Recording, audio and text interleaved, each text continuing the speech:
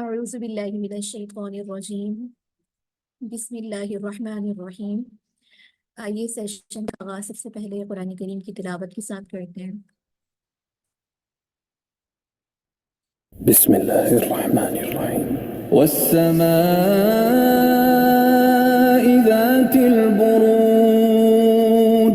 Volume الموعود وشاہد ومشہود قتل اصحاب الاخدود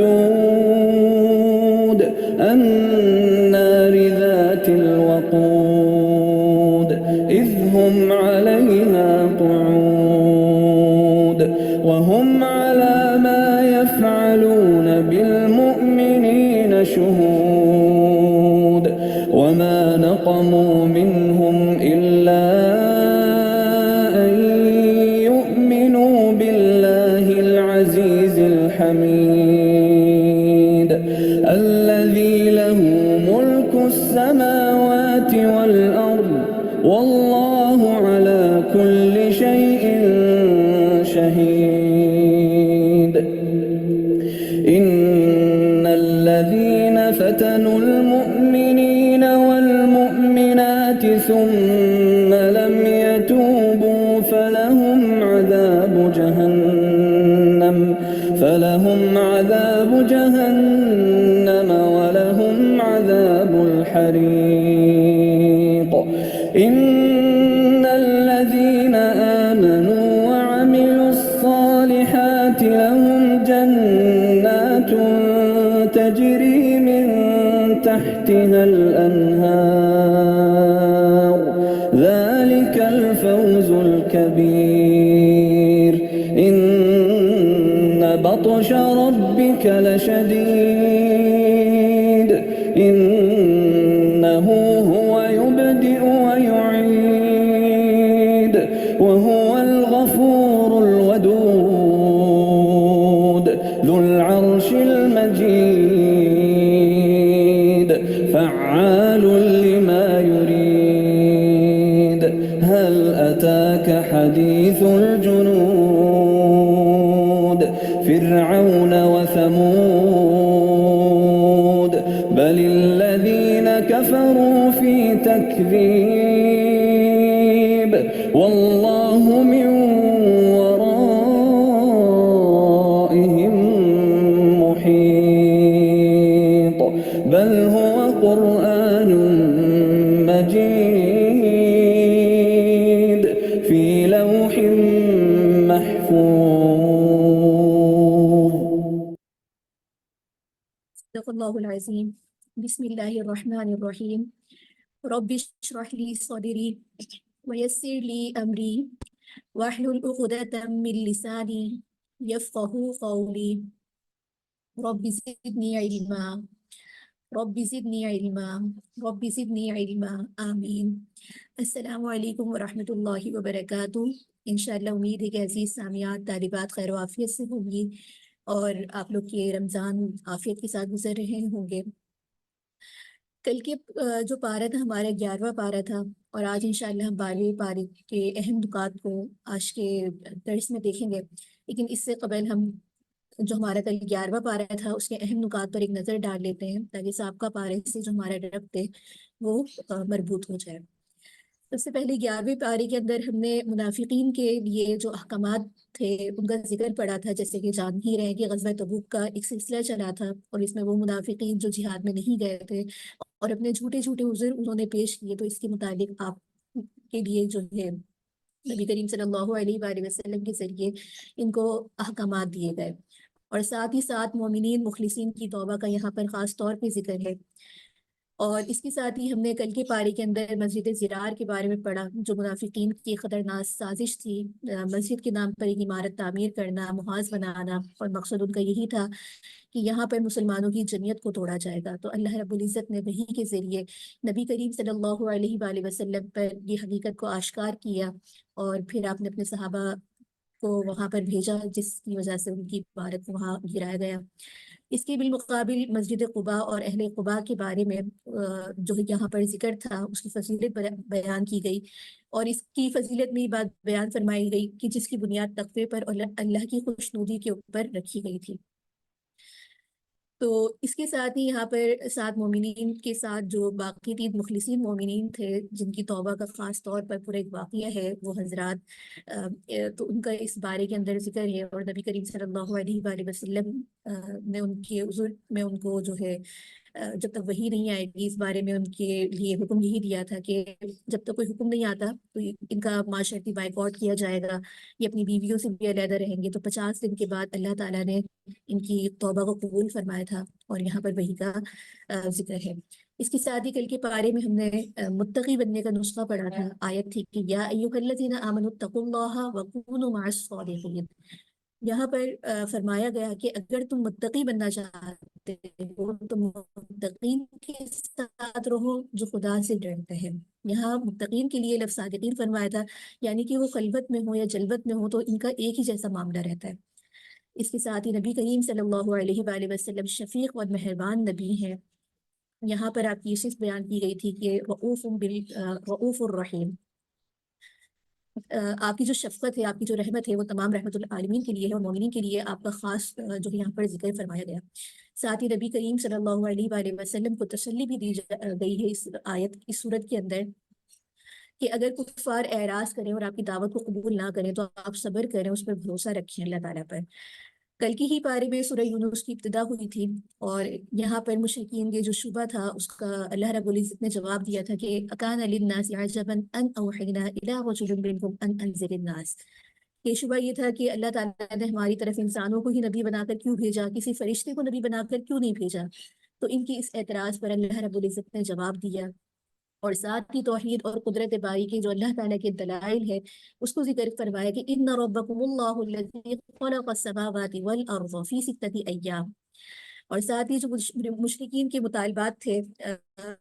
ان کے وقتاً فوقتاً اپنے انبیاء علیہ السلام کے ساتھ جو مطالبات چلتے رہتے تھے، فرمائشی معجزات چلتے رہتے تھے، ان کا جواب دیا جا رہا ہے۔ اور اس کے ساتھ ہی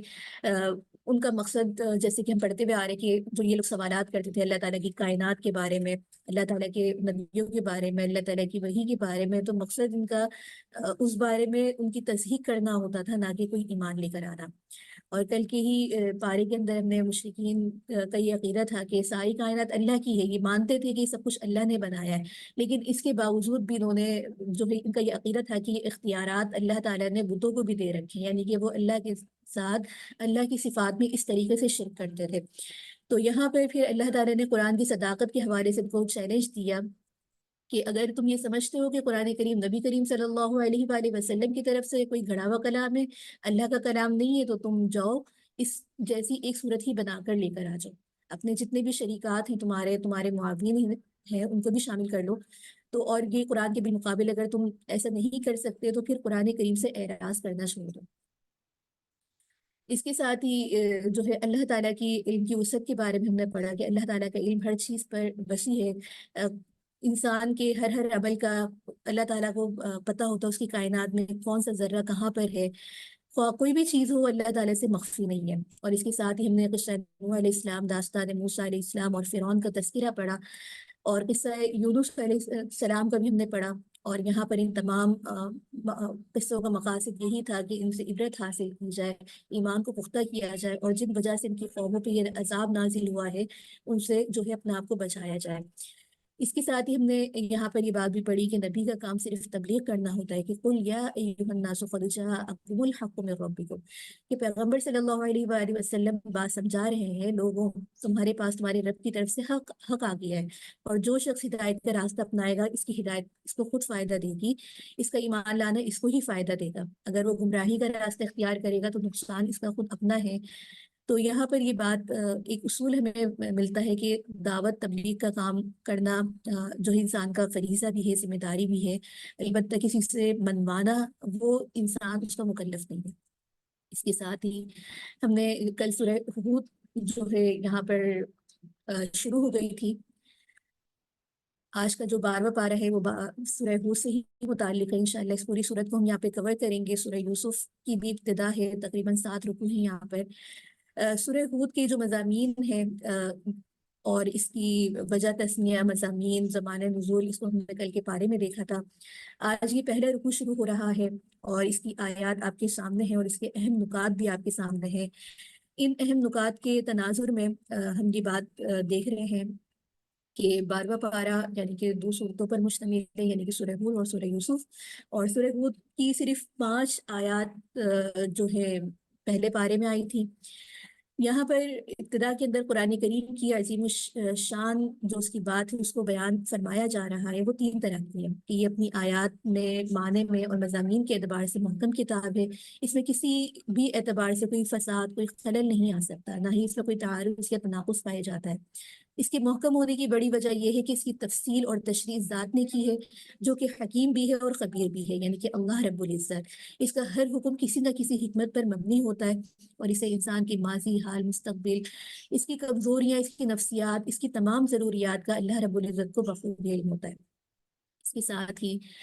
یہاں پر جو ہے اس پورے رکوع کے اگر خلاصے کو دیکھیں تو یہاں پر سب سے پہلے جو ہے حروف مقطعات سے اس کی شروعات ہو رہی ہے سورت کی، اور یہاں پر بتایا یہ جا رہا ہے کہ ہر جاندار کو روزی جو ہے وہ اللہ کے ذمہ ہے،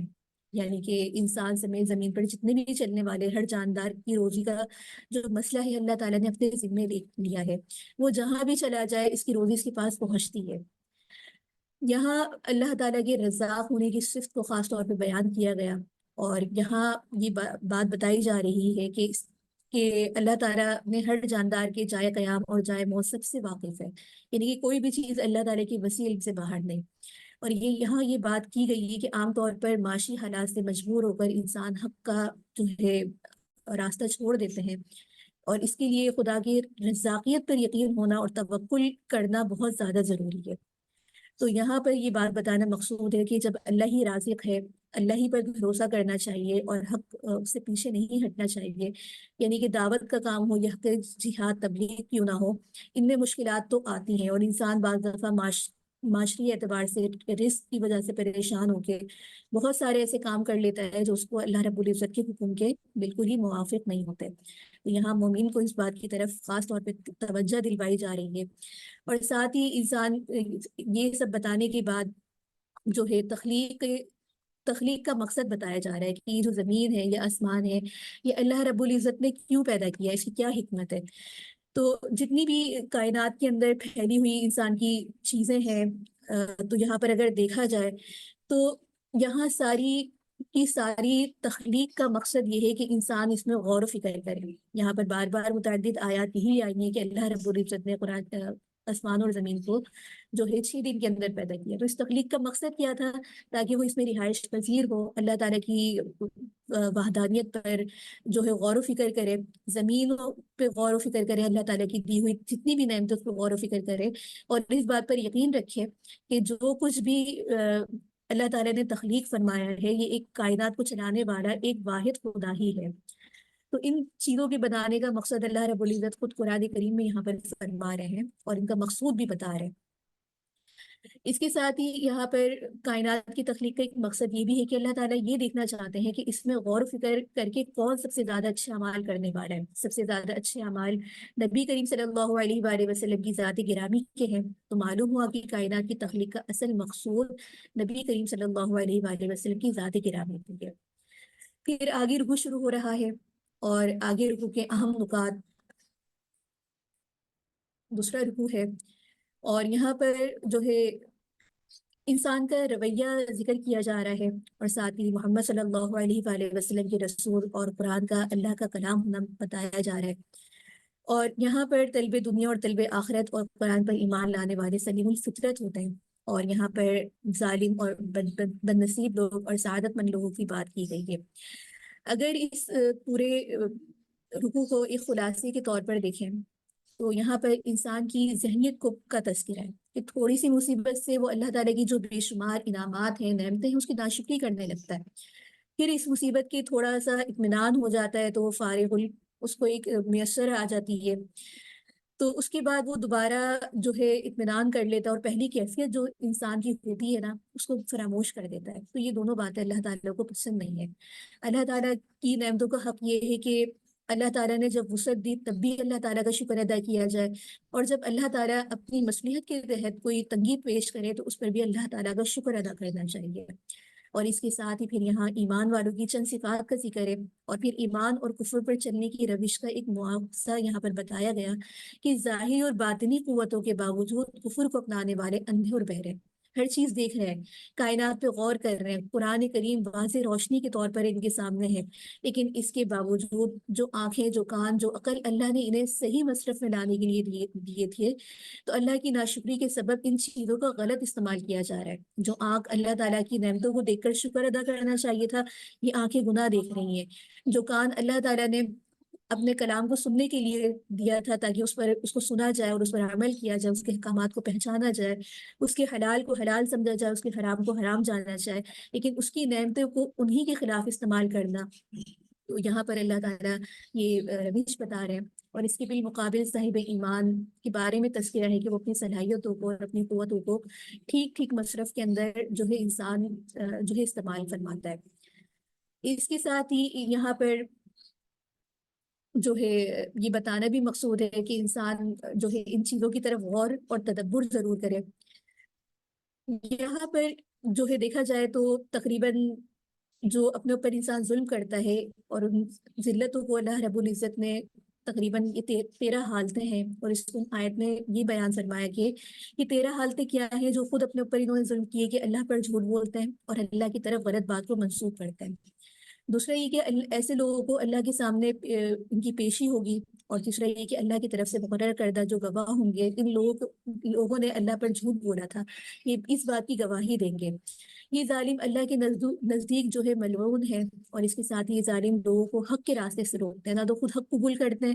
نہ ہی دوسروں کو حق قبول کرنے دیتے ہیں۔ اس کے ساتھ ہی دین میں شک و شبہات پیدا کرتے ہیں، آخرت کے منکر ہوتے ہیں، اللہ کی زمین پر یہ کہیں بھی بچ کر نہیں جائیں گے، اور قیامت کے دن ان کا کوئی حامی و ناصر نہیں ہوگا، اور ان کا عذاب بھی کیا ہوگا، دگنا ہوگا۔ تو ان آیات سے اور اس تمام بات سے معلوم ہوتا ہے کہ اللہ تعالیٰ کے اوپر افطرا کرنا، جھوٹ بولنا سب سے زیادہ بڑا ظلم ہے، سب سے زیادہ بڑا گناہ ہے۔ اس اعتبار سے دیکھا جائے تو یہ تمام خصلتیں ان کا مواخذہ کیا جائے، اور انسان کو اپنے اندر تجزیہ لینے کی بہت زیادہ ضرورت ہے کہ کیا یہ تمام چیزیں ہمارے اندر بھی ہیں، اور کیا ہماری جد و جہد یا ہمارے تمام عادات اطوار اس کے مطابق ہیں یا اس کے خلاف ہے۔ اس کے ساتھ ہی آگے تیسرا رکوع ہے، اور اس رکوع میں اب یہاں سے جو ہے مختلف اقوام کے ذکر ہے، جیسے کہ یہاں حضرت نوح علیہ السلام کی دعوت اور ان کے جو قوم کے سردار تھے اس وقت ان کا جواب، حضرت نوح علیہ السلام کی بلیغ وضاحت، تو ان تمام کا اس واقعے میں اس رکوع کے اندر تذکرہ ہے۔ اگر یہاں پر دیکھا جائے تو یہاں سب سے پہلے حضرت نوح علیہ السلام کی قوم اور ان کے بیٹے کا انجام ہے کہ آپ نے اپنی قوم سے فرمایا کہ ایک قوم میں تمہیں ڈراتا ہوں، اللہ سے ڈراتا ہوں کہ کسی کی عبادت نہ کرو۔ تو قوم کے سرداروں نے بڑی حقارت بھرے لہجے میں ان کو جواب دیا کہ ہمیں عام آدمی نظر آ رہا ہے جو چلتا پھرتا ہے ہماری طرح، ہمیں تو خیال تھا کہ تم جھوٹے ہو۔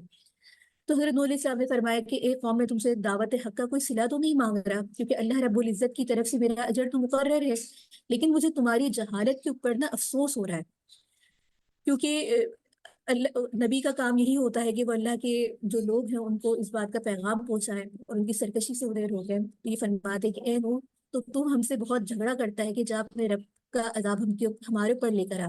یعنی کہ نبی ڈرا رہے ہیں اور یہ عذاب کے لیے اپنے آپ کو خود پیش کر رہے ہیں۔ حضرت نوح علیہ السلام کے بارے میں یہ بات ہم پڑھتے ہوئے آ رہے ہیں، سنتے ہوئے آ رہے ہیں کہ 950 سال تک نہایت ہی صبر تحمل کے ساتھ انہوں نے دعوت تبلیغ کی۔ ان کی جھڑکیاں سن، ان کے تانے سن، ان کی گستاخیوں کا سامنا کرنا پڑا، لیکن آخر میں اللہ تعالیٰ نے فرمایا کہ اے نوح علیہ السلام کے جو چند لوگ ایمان لا چکے ہیں، ان کے علاوہ اس ہر دھرم قوم کے ایک ایک فرد کو جو ہے اللہ کا عذاب آئے گا، لہٰذا آپ کو کشتی بنانے کا حکم دیا گیا، اور اس کے بعد ان کی پوری قوم جو ہے غرق ہو گئی۔ جب یہ کشتی کا بھی واقعہ تھا تو اس وقت بھی ان کی قوم جو ہے ان کا مذاق اڑاتی تھی، اور ان کے آثار دیکھنے کے بعد بھی اس وقت بھی اللہ رب العزت نے مختلف طریقے سے ان کو سمجھانے کی کوشش کی، لیکن یہ اپنی سرکشی پہ ہمارے تھے۔ تو یہاں یہ پورا واقعہ ہے حضرت نوح علیہ السلام کی قوم کا، ان کی سرکشی کا اور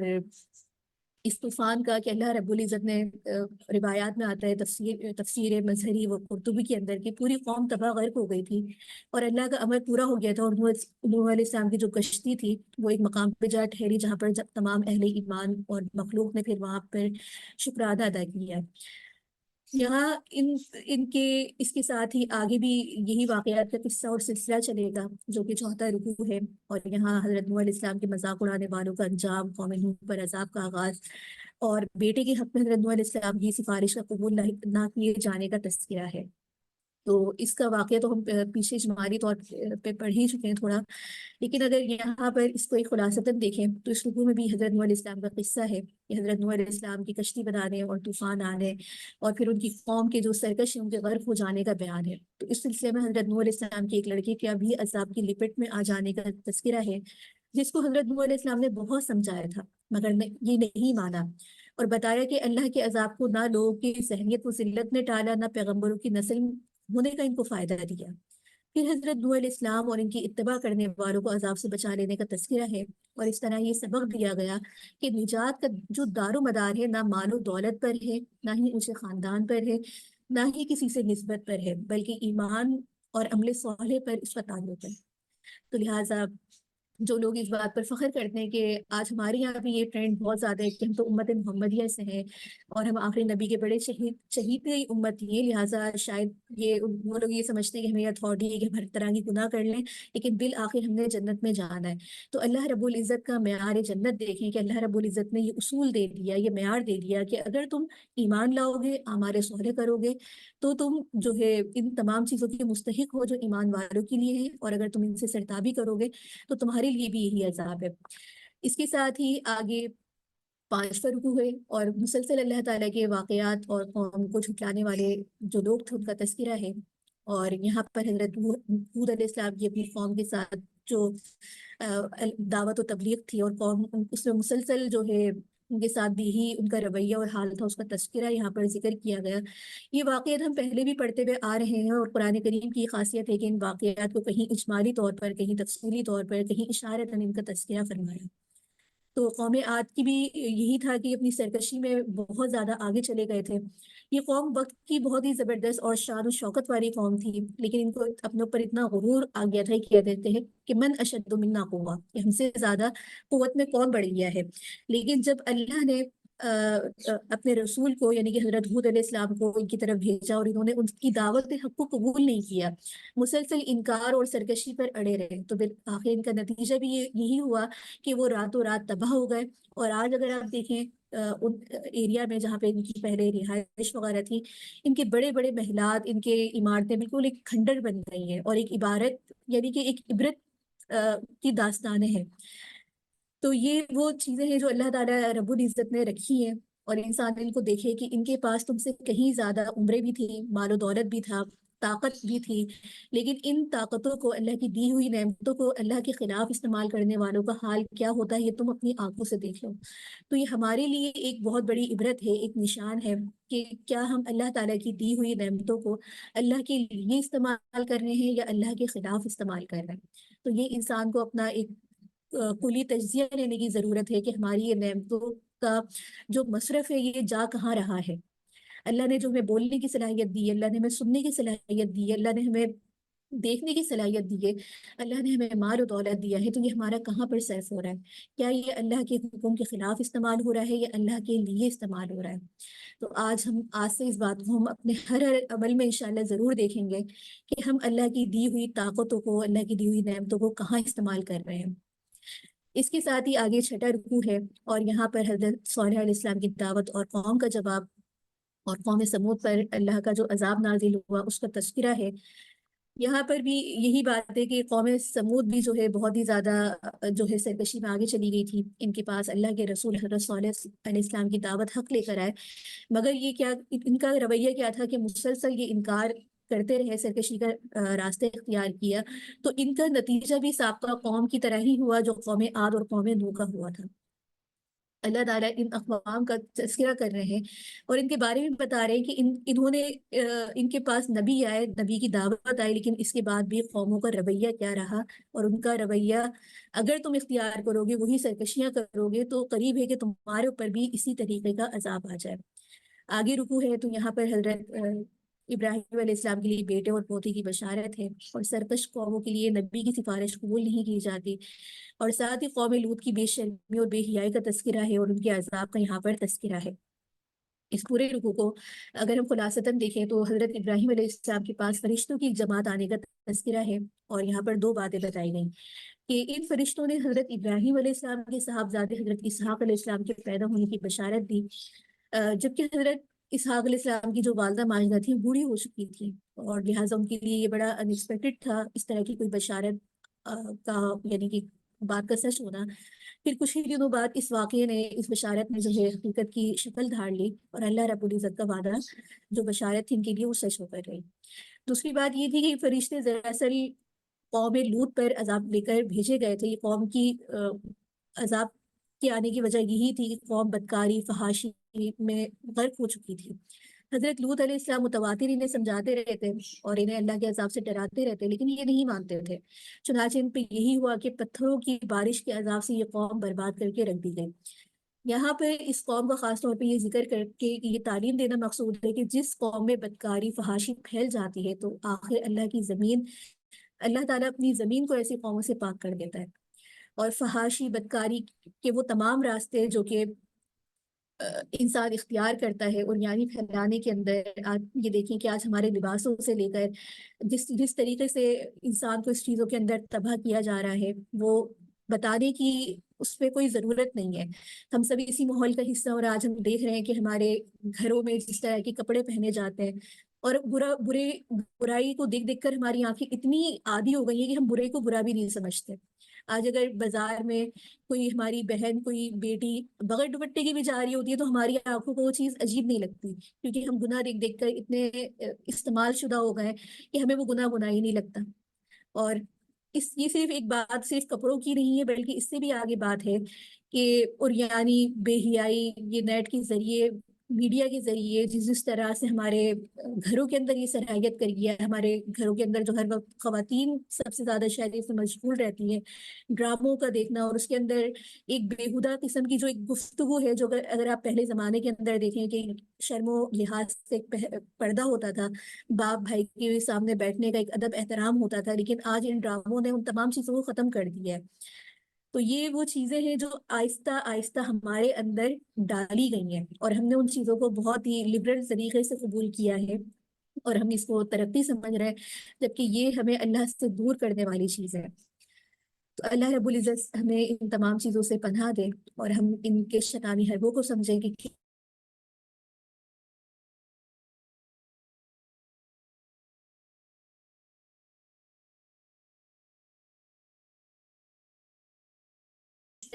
کتنے مماثلت رکھتی ہے۔ اس کے ساتھ ہی آگے آٹا ذکر ہے، ان تمام باتوں کا ذکر ہے۔ دیکھیے، مسلسل انبیاء علیہ السلام کے واقعات کو یہاں پر بیان کیا جا رہا ہے۔ مقصد یہی ہے کہ جو ہے انسان ان سے عبرت حاصل کرے، اور اس رکوع کے اندر بھی اہل مدین جو تھے دنیا پرستوں میں، مال و دولت کی ہرس میں جو ہے بہت زیادہ آگے نکل چکے تھے۔ ان کے رسول حضرت شعیب علیہ السلام ان کو مسلسل پیغام الہی سناتے رہتے، بتاتے رہتے، لیکن ان کے دلوں میں مال کی، دولت کی جو ایک حویث تھی نا، وہ اس قدر محبت پکڑ گئی تھی، ایک جڑ پکڑ گئی تھی کہ ہدایت کا قبول کرنا ان کے لیے بہت ناممکن ہو گیا تھا۔ سب سے بڑی بات تو یہ تھی کہ ناپ تول کے اندر کمی بیشی کرتے تھے۔ ان کے کاروبار کے خواص میں سے یہی تھا کہ یہ حقوق العباد کی بری طریقے سے پامالی کرتے تھے۔ تو نتیجہ یہ ہوا کہ اہل مدین کی طرح جو ہے ان کے اوپر بھی اللہ کا عذاب آ گیا، جس طرح یعنی کہ اہل مدین تو تھے، لیکن ان کے اوپر بھی وہی طریقے سے عذاب آیا جس طرح قوم عاد اور قوم سمود کے اوپر عذاب آیا۔ تو یہاں پر یہ دیکھیں یہ واقعہ دوسرے واقعات سے مختلف اس طریقے سے ہے کہ وہ لوگ تو اللہ تعالیٰ کا مذاق بھی اڑاتے تھے، شرک کرتے تھے اور کھلی آیات، لیکن یہاں دیکھیں حقوق العباد، یعنی کہ اللہ تعالیٰ اپنے حقوق سے زیادہ حقوق العباد کو کس قدر اہمیت دے رہا ہے. جیسے کہ ہم پہلے پاروں میں پڑھتے ہوئے آ رہے ہیں کہ اللہ رب العزت نے معاملات کو بہت ہی اہمیت دی ہے، اور اس کے بارے میں یہاں تک کہ اگر آپ کسی سے قرض لے رہے ہیں، کسی کے ساتھ حسن سلوک کر رہے ہیں، تو اس وقت انسان کا رویہ کیا ہونا چاہیے، صدقہ خیرات کر رہے ہیں تو انسان کا رویہ کیا ہونا چاہیے، اس کے دل کے اندر کیا جذبہ ہونا چاہیے. اللہ رب العزت نے جب یہ حکم دیا کہ دیکھیں جب صدقہ کریں تو پوشیدہ طور پہ کرنا زیادہ بہتر ہے. اگر آپ کھلے طور پر بھی کریں گے اس کی تعلیم کے لیے، تبلیغ کے لیے، اور دوسروں کو اس بات کی طرف اشارہ کرنے کے لیے کہ وہ بھی اپنے مال میں سے صدقہ دیں، زکوٰۃ دیں، تو یہ بھی بہتر ہے. یعنی کہ یہ ان تمام پوائنٹ کا اگر تعلق دیکھیں تو یہ حقوق العباد سے ہے. اسی طریقے سے مالی معاملات میں دیکھیں کہ کسی سے قرض لو تو اس کے ساتھ کیا معاملات ہونے چاہیے، تو قرآن کریم ان معاملات کو، ان باتوں کو بہت اہمیت دیتا ہے. یہاں تک کہ کاروبار کے اصول بتا دیے گئے. نبی کریم صلی اللہ علیہ وآلہ وسلم کی متعدد احادیث کے اندر جو ہے بیع سے متعلق تفصیلی طور پر احکامات ہیں کہ کس طریقے سے کاروبار کرنا چاہیے، کوئی چیز بیچو تو اس کا عیب بھی بیان کر دو. اور یہاں پر دیکھیں مال و دولت جو ہے یہ بات اپنے ذہنوں میں ہمیں بار بار بٹھانی چاہیے کہ اللہ کا دیا ہوا مال ہے، اس میں ہمارا کوئی بھی عمل دخل نہیں ہے. اگر یہ اللہ کا مال ہے تو اس کو اللہ کے طریقے سے خرچ کیا جائے. ناپ تول میں کمی کا مقصد کیا ہوتا ہے؟ انسان کی سوچ یہ ہوتی ہے کہ میں یہ جو مال اس کو دینا، تو اس کی مثال یوں سمجھ لیں کہ اگر دینا تو اس کو 1 کلو چاہیے، لیکن چلو میں اس میں کچھ ہیرا پھیری کر کے اس میں سے 1 پاؤ کچھ کم کر لیتا ہوں تاکہ یہ میں دوسرے کسٹمر کو بیچ دوں تو میرا ذرا فائدہ ہو جائے گا. تو اصل چیز یہی ہوتی ہے کہ وہ یہ سمجھ رہا ہوتا ہے کہ یہ جو میں چوری کر رہا ہوں، مال کے اندر کمی کر رہا ہوں، اس سے مجھے فائدہ ہوگا. تو یہ فائدہ نہیں ہے، یہ بلکہ اپنے اوپر عذاب کو مسلط کرنے والی بات ہے. اب یہاں دیکھیں قوم شعیب کا کوئی بڑا گناہ نہیں تھا، یہ کوئی نافرمان نہیں تھے، کوئی بت نہیں بنایا تھے، لیکن کیا تھا، ناپ تول میں کمی کرتے تھے، مال کی محبت بہت زیادہ تھی. آج ہمارے حال بھی یہی ہے، ہمارے اندر مالوں کی محبت اتنی زیادہ ہے کہ یہاں تک کہ اب تو ہمیں ہمارے گھر اگر کوئی مہمان بھی آ جائے، بعض گھرانوں کا حال یہ ہے تو ہم سوچ میں پڑ جاتے ہیں کہ یہ اس وقت میں کیوں آیا، ہمیں تو اس کو کھانا کھلانا پڑ جائے گا. بہنیں آ جاتی ہیں بعض گھروں کے اندر تو وہاں پر بھائیوں کے منہ بن جاتے ہیں. یہ تمام وہ معاشرتی مسائل ہیں جو میں اور آپ بہت اچھے سے ان کو جانتے ہیں، ان کو آبزرو کر رہے ہوتے ہیں. تو یہ جو تنگی ہے دل کی، یہ کس وجہ سے؟ یہ مال کی وجہ سے، کہ ہم یہ سمجھتے ہیں کہ ہماری محنت کا مال ہے تو ہم دوسرے پہ خرچ کیوں کریں، جبکہ اللہ رب العزت نے مہمان کے حقوق بیان فرمائے ہیں، اللہ رب العزت نے بہن بھائیوں کے حقوق بیان فرمائے ہیں، اللہ رب العزت نے پڑوسی کے حقوق بیان فرمائے. اللہ رب العزت نے تو عام مسلمان جس کو آپ نہیں بھی جانتے لیکن آپ کا تعلق صرف اس سے اس وجہ سے ہے کہ وہ مسلمان ہے، اس کی بھی آپ کو اللہ نے حقوق بتائے ہیں اور خیر خواہی کا حکم دیا ہے. تو یہاں پر یہ بات دیکھیں اور اس واقعے سے سبق ضرور حاصل کرنا ہے ہم نے کہ یہاں حقوق العباد کی کیا اہمیت ہے، اور اس پر اگر پورا نہیں اترتے تو اللہ تعالیٰ کی طرف سے غیظ و غضب کیسے نازل ہوتا ہے. آگے بھی یہ واقعات کا سلسلہ ہے، اور یہاں پر حضرت موسیٰ علیہ السلام اور قوم کا ذکر ہے. آل فرعون کا ہم متعدد بار ذکر پڑھ چکے ہیں، اور یہاں پر اس آیات میں ان قوموں پر جو تبصرہ کیا گیا ہے اس واقعات کا حاصل، اور جو بد نصیب اور خوش نصیب لوگ ہوں گے یعنی کہ اللہ کو مان کر چلنے والے، تو روز قیامت ان کا کیا فیصلہ ہوگا. اس کے ساتھ ہی یہاں پر یہ بات بھی ہے کہ اکثریت کا شرک کرنا تمہیں شبے میں نہ ڈالے، یعنی کہ اگر اکثریت کے حوالے سے تم کوئی بات دیکھ بھی رہے ہو تو یہ بات نہیں ہے کہ وہ حق پر ہے. تو اس رکوع میں سب سے پہلے حضرت موسیٰ علیہ السلام کی دعوت حق کا تذکرہ ہے، اور فرعون جو مسلسل تکبر اور سرکشی کی وجہ سے انکار کرتا رہا اس کا ذکر ہے. تو یہاں پر جو تاریخی حقائق بیان ہوئے، ان قوموں کے عذاب آئے، ان کے اوپر ان اسباب پر روشنی ڈالی گئی ہے. یہ اسباب کیا تھے؟ تو جس طرف ابھی اشارات کیے جاتے ہیں ان میں کہا جاتا ہے کہ ان کے جو تباہ شدہ قوموں کے کھنڈرات ہیں یہ اب تک موجود ہیں، اور اس میں اشارہ ہے کہ عبرت کی آنکھوں سے اس کو دیکھو گے تو تمہیں اس سے فائدہ ہوگا کہ یہ اس کی وجہ کیا ہے. تو اس کے لیے ہمیں غیر جانب دارانہ ہو کر دیکھنا پڑے گا، اور جو اللہ کی مان کر چلتے ہیں، اللہ کو مان کر چلتے ہیں، تو ان کا فیصلہ روز روشن کی طرح قرآن کریم میں واضح ہے کہ یہ اللہ کے نیک بندے ہیں، اور اللہ تعالیٰ کے لیے کی طرف سے ان کے لیے جنت کا وعدہ ہے. اس کے ساتھ ہی 10واں رکوع ہے جو کہ سورت کا آخری رکوع ہے. یہاں پر اللہ تعالیٰ کے کلام سے ہر دور میں اختلاف کیا گیا. جب بھی اللہ تعالیٰ کی دعوت آئی تو مختلف قوموں کی طرف سے یہی رویہ اختیار کیا گیا، اور نبیوں کی جو ہے تکذیب کی گئی. اور یہاں پر یہ تمام حالات کو دیکھتے ہوئے اہل ایمان کے لیے کچھ ہدایات ہیں۔ برائی سے روکنے والے جو ہے عذاب سے بچے رہیں گے، جیسے کہ امر بالمعروف اور نہی عن المنکر کے بارے میں ہم جو ہے پڑھتے ہوئے آ رہے ہیں کہ بہترین وہی شخص ہے جو نیکی کا حکم کرتا ہے اور برائی سے روکتا ہے۔ تو اس پہلے رکوع میں یہ بات سمجھائی گئی ہے کہ آج جو قرآن کریم کی مخالفت، حق آ جانے کے باوجود بھی اختلاف کیے جا رہے ہیں، یہ کوئی نئی بات نہیں ہے۔ اس سے پہلے بھی حضرت موسیٰ علیہ السلام ان کو تورات دی گئی، جب انسان اس وقت کے بھی جو انسان تھے انہوں نے یہی کچھ کیا۔ پھر آپ صلی اللہ علیہ وآلہ وسلم کے واسطے سے مسلمانوں کو نصیحت کی گئی ہے کہ وہ حق پر قائم رہے، مستقل مزاجی کے ساتھ، صبر اس بات کے ساتھ اپنے طریقۂ زندگی کو بسر کرتے رہیں، اور جو قرآن بتاتا ہے اس کے مطابق اپنی زندگی کو گزاریں۔ اس راہ میں آزمائشیں تو ہیں مگر ہلاکت اور بربادی نہیں ہے۔ آزمائشوں پر پورا اترنے کے بعد انعامات اور رحمتیں اپنا سایہ کرنے کے لیے موجود ملیں گی، تو اللہ کی وہ دائمی نعمتوں کی طرف نظر رکھنی چاہیے جو اللہ نے مسلمانوں کو دی ہے۔ سورہ ہود کی جو آیت نمبر 112 ہے، اس کے بارے میں آتا ہے کہ آپ صلی اللہ علیہ وآلہ وسلم اور آپ کے متبعین کو استقامت اختیار کرنے کا حکم دیا گیا۔ تو یہاں پر حضرت ابن عباس رضی اللہ تعالیٰ عنہ سے ایک روایت نقل کی گئی ہے کہ آپ صلی اللہ علیہ وآلہ وسلم نے فرمایا کہ اس آیت سے زیادہ شدید کوئی آیت نازل نہیں ہوئی۔ اور بعض اکابرین جو ہے سے منقول ہے کہ آپ صلی اللہ علیہ وسلم نے فرمایا کہ مجھے سورہ ہود اور اس جیسی صورتوں نے برا کر دیا۔ تو فرمایا کہ اس میں ایسی کون سی بات ہے؟ تو فرمایا کہ اس نے جو استقامت اختیار کرنے کا حکم دیا جا رہا ہے، اس نے مجھے برا کر دیا۔ تو استقامت بہت بڑی چیز ہے، بہت بڑی نعمت ہے۔ کسی بھی کام کے اوپر اپنا مقصد طے کر لینے کے بعد اس کے اوپر جمے رہنا، یہ بہت بڑی بات ہوتی ہے، کیونکہ اس میں مشکلات بھی آئیں گی، صبر بھی کرنا پڑے گا، طرح طرح کی چیزیں آئیں گی۔ تو اس طرف جو ہے اشارہ کیا گیا ہے۔ اس کے ساتھ ہی آگے سورہ یوسف کی ابتدا ہے۔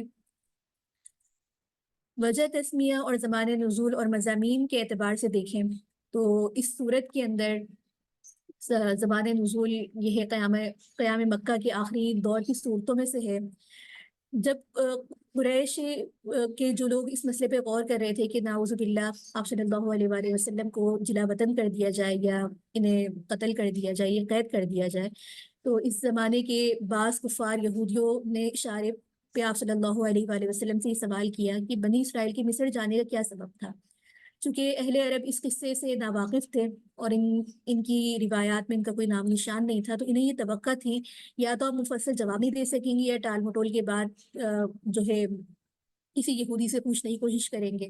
تو اس طرح آپ کا جو ان کی نظر میں جو آپ کا بھرم ہے وہ کھل جائے گا۔ لیکن ان لوگوں کو اپنے یہ جو انہوں نے آپ صلی اللہ علیہ وآلہ وسلم پہ ایک ٹیسٹ لینا چاہا تھا، اپنے منہ کی ان کو کھانی پڑی۔ تو اللہ رب العزت نے آپ کی زبانی حضرت یوسف علیہ السلام کا پورا قصہ زبان پر جاری فرما دیا، بلکہ اس کے اندر اس قصے میں جو قریش کے ساتھ کا جو ایک معاملہ تھا اس کو بھی ذکر کیا گیا کہ جو حضرت یوسف علیہ السلام کے بھائیوں نے آپ کے ساتھ کیا تھا وہی اب قریش آپ کے ساتھ بھی کر رہے ہیں۔ سبب اس کی وجہ تسمیہ یہی ہے کہ یہ قصہ یہاں پر تفصیل کے ساتھ ذکر ہے تو اسی نام پر ہے۔ اس کے ساتھ ہی اس کے مضامین اور مقاصد کو دیکھیں تو یہاں پر دو اہم مقاصد کے تحت یہ نازل کی گئی ہے۔ پہلا مقصد تو یہ ہے کہ رسالت محمدی کا ثبوت، اور وہ بھی مخالفین کا اپنے مانگا ثبوت۔ مخالفین خود یہ ثبوت مانگ رہے تھے کہ بنی اسرائیل جو یہاں کیوں آباد ہوئے تھے۔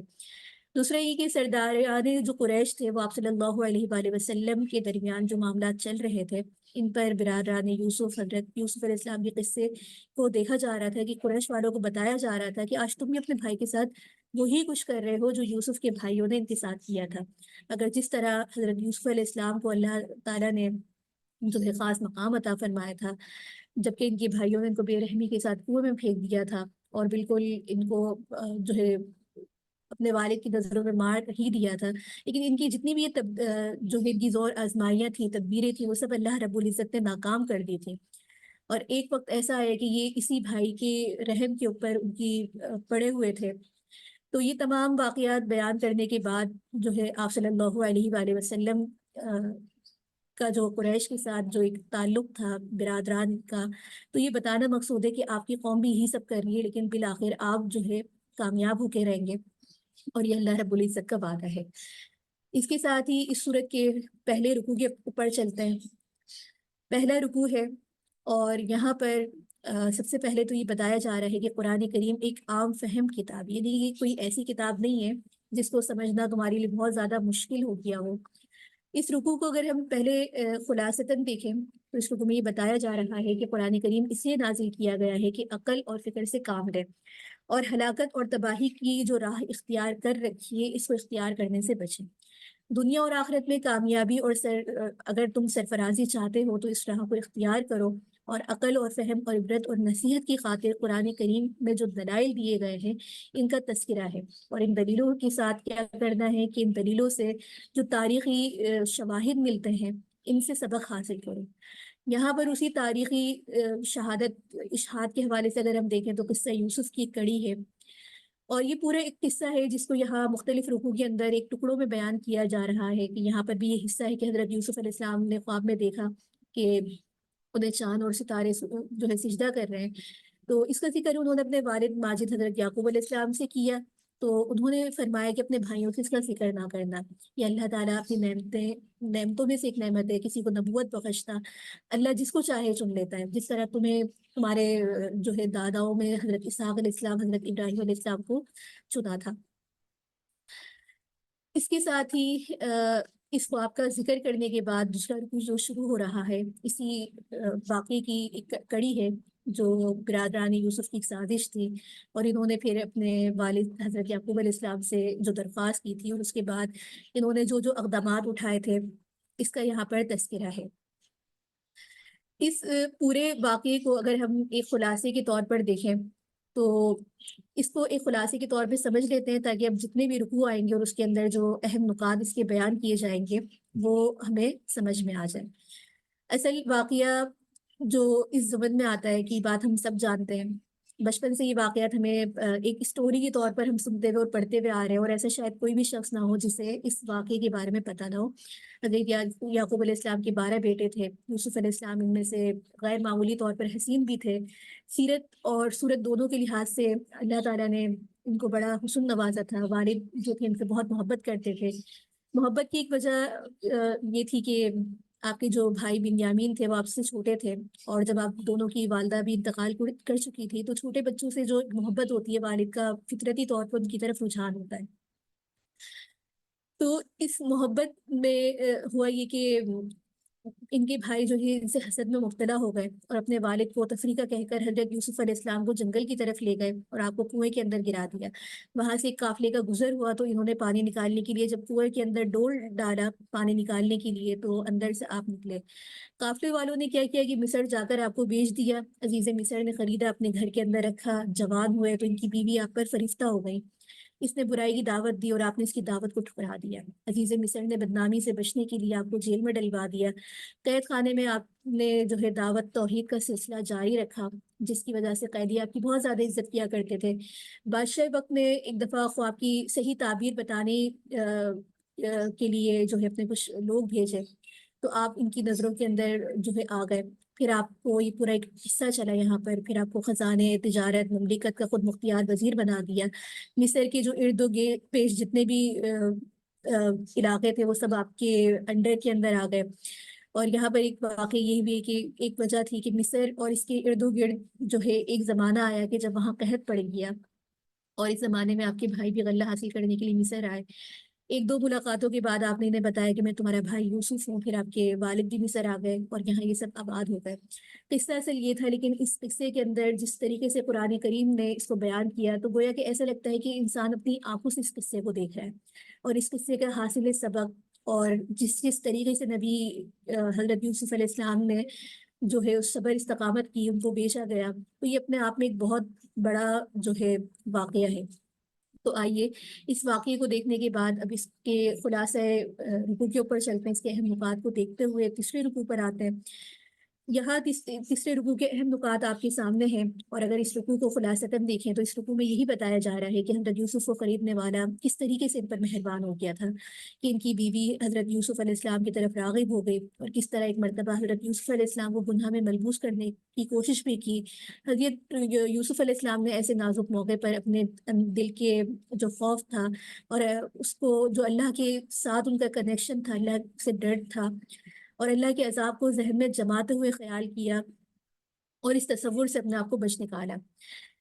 تو ہوا یہ کہ کچھ عرصے بعد اس عورت کا جب یہ پول کھل رہا تھا تو حضرت یوسف علیہ السلام پر اس نے اپنا جھوٹا الزام لگا دیا کہ میں ان کی طرف نہیں آئی تھی بلکہ یہ میری طرف جو ہے غلط ارادے سے آئے تھے۔ آگے چوتھا رکوع ہے، اور چوتھے رکوع کے اندر اس کے ہی اہم نکات جو ہے چل رہے ہیں۔ یہاں پر بتانا یہ مقصود ہے کہ اللہ تعالیٰ کی توفیق کے بغیر جو ہے پاکیزہ یعنی کہ اگر اللہ تعالیٰ کی توفیق نہ ہو تو اپنے آپ کو کسی بھی گناہ سے بچانا ناممکن سی بات ہے۔ تو یہاں پر اسباب اختیار کرنے کے ساتھ اللہ تعالیٰ کی توفیق کا بھی ذکر ہے۔ اس رکوع کے اندر بھی یہی آزمائش کا بیان ہے کہ کس طرح مصر کی جو ہے حسین عورتوں کا ایک نرخہ تھا، اور وہ کس طریقے سے دامن بچا کر آپ کو اللہ تعالیٰ نے ان سے بچایا۔ حضرت یوسف علیہ السلام کی یہ آزمائش ابھی ختم نہیں ہوئی تھی کہ ان کی تیسری آزمائش کا اس رکوع کے اندر ذکر ہے کہ جب یہ تمام واقعہ ہوا تو پھر آپ کو جیل میں ڈالے جانے کا تذکرہ ہے۔ اس کے ساتھ ہی آگے 5واں رکوع ہے، اور اس رکوع کے اندر بھی اسی سلسلے کی وہ کڑی چل رہی ہے جہاں پر 2 قیدیوں اپنا خواب کا تذکرہ لے کر آئے تھے۔ قیدیوں کے خواب کی تعبیر کا یہاں پر ذکر ہے۔ خلاصتاً اس رکوع میں دیکھیں تو یہاں پر حضرت یوسف علیہ السلام کی جو ایک جیل کی زندگی گزر رہی تھی اس کو بتایا گیا، کس طرح وہاں بھی آپ تبلیغ حق سے غافل نہیں تھے، اور کس طریقے سے جب 2 قیدیوں نے خواب دیکھے تو ان کی تعبیر بتانے سے پہلے کس طریقے سے اور کیسے دل نشین انداز میں آپ نے ان کو توحید کی دعوت دی، اور پھر ایک کے خواب کی تعبیر یہ دی کہ وہ پھانسی پائے گا، اور دوسرے کی یہ تعبیر دی کہ وہ بادشاہ کا ساقی بنے گا، اور چنانچہ آپ کا خواب جو ہے ان کے حق میں بالکل سچ ثابت ہوا۔ اس کے ساتھ ہی آگے 6واں رکوع ہے، اور اس رکوع کے اندر بھی اس رکوع کے اندر اس بادشاہ کے خواب کا تذکرہ ہے جس کی تعبیر کے لیے جو ہے حضرت یوسف علیہ السلام کے پاس آئے۔ اس پورے واقعے کے اندر جب مصر کی بادشاہ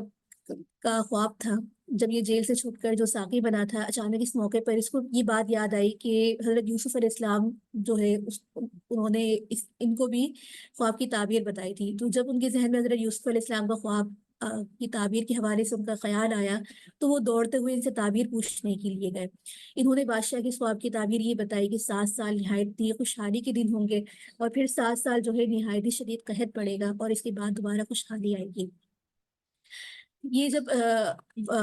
بادشاہ نے یہ تعبیر سنی، اور اس کے بعد جو اس کا رد عمل تھا اس کو فکر اس 7ویں رکوع کے اندر ہے، اور یہ 7واں رکوع جو ہے اگلے پارے کے اندر جو کہ انشاءاللہ کل ہمارا 13واں پارہ ہوگا وہاں بھی جاری رہے گا۔ تو بادشاہ نے حضرت یوسف علیہ السلام کو طلب کیا، اور حضرت یوسف علیہ السلام نے انکار کیا، اور اس کی جو وجہ قرآن کریم میں بیان کی گئی اس کا تذکرہ ہے۔ جب حضرت یوسف علیہ السلام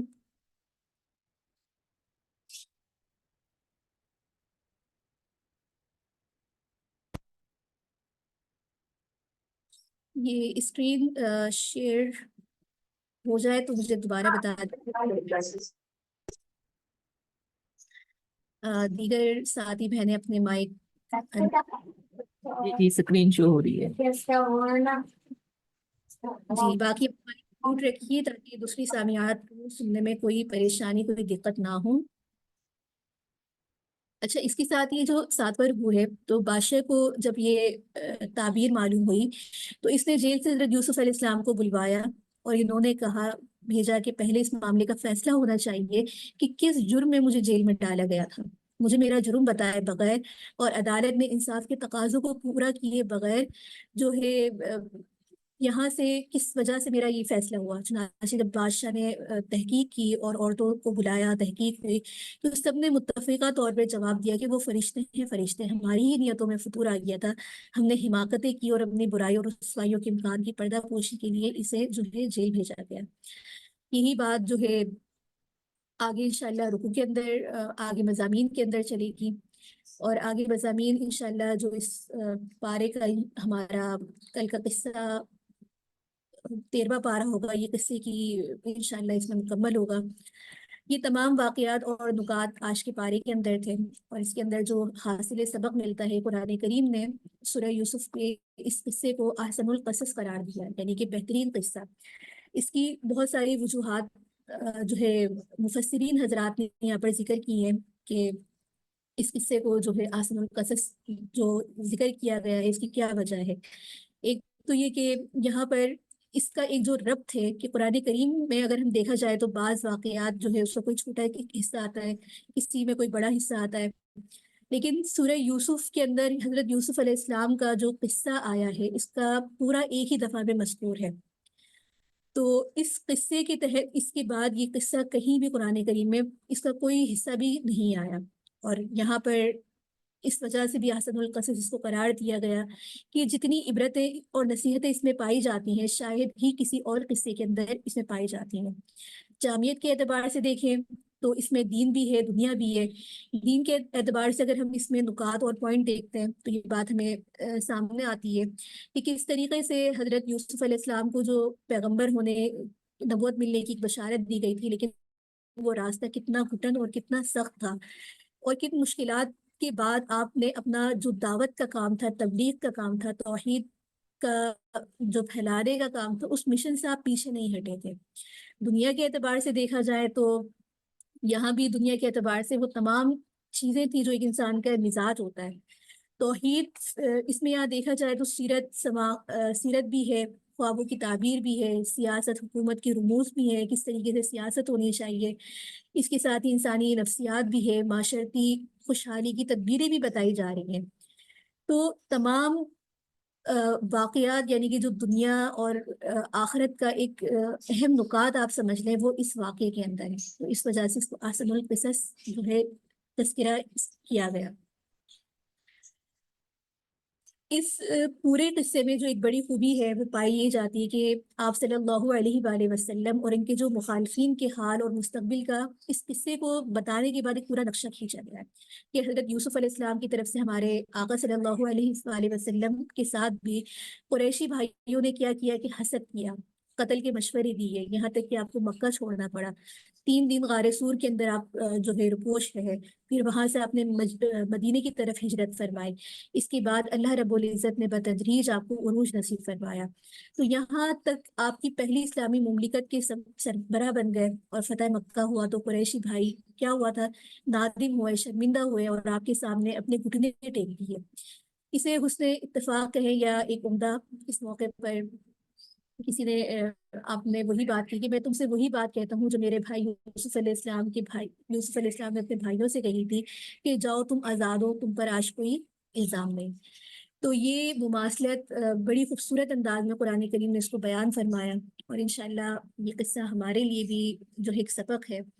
یہاں تک آج کا ہمارا سیشن پورا ہوتا ہے، اور اس حوالے سے اگر آپ کی کوئی سوالات اور کوئی کمنٹس ہیں تو آپ ضرور کر سکتے ہیں۔ وآخر دعوانا ان الحمد للہ رب العالمین۔